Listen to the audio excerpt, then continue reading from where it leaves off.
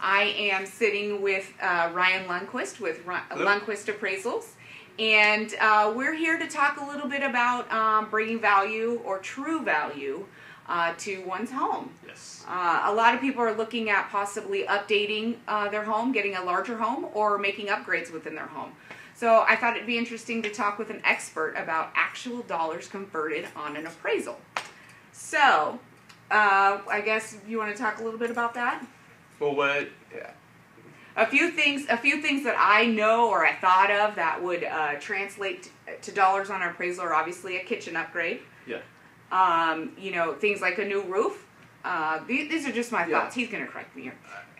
Absolutely. I mean, all those things help. I mean, you're going to have your kitchen remodel, new roof, remodeled bathrooms. If a property is in move-in condition, it's going to be appealing and desirable to buyers. Bottom line, you know, just the question in my mind, there's a certain point where the remodel becomes too much, where it's really too expensive for the neighborhood. The sellers sort of outspent the neighborhood. Mansion in a mobile home park. Yeah, overbuilt. Put the $50,000 kitchen remodel in a $200,000 neighborhood, where buyers are going to look at that, and then the resale market, maybe a buyer is going to pay $10,000 or $20,000 for that, maybe. So if you pay $20,000 for a kitchen, it doesn't necessarily add to the appraised value.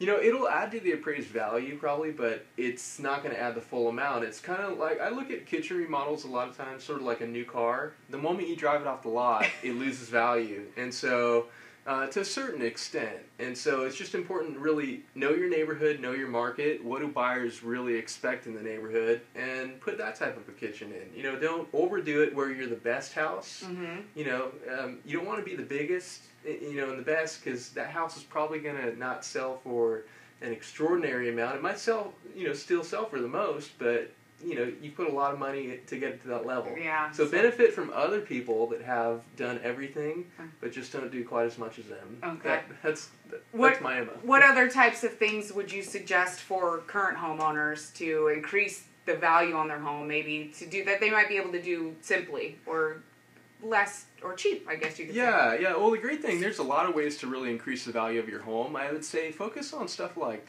baseboards, new baseboards. It can really help a room pop. Things like ceiling fans, faucets, fixtures throughout, and really stuff like, say, if you're looking at your kitchen, you can't afford a full remodel.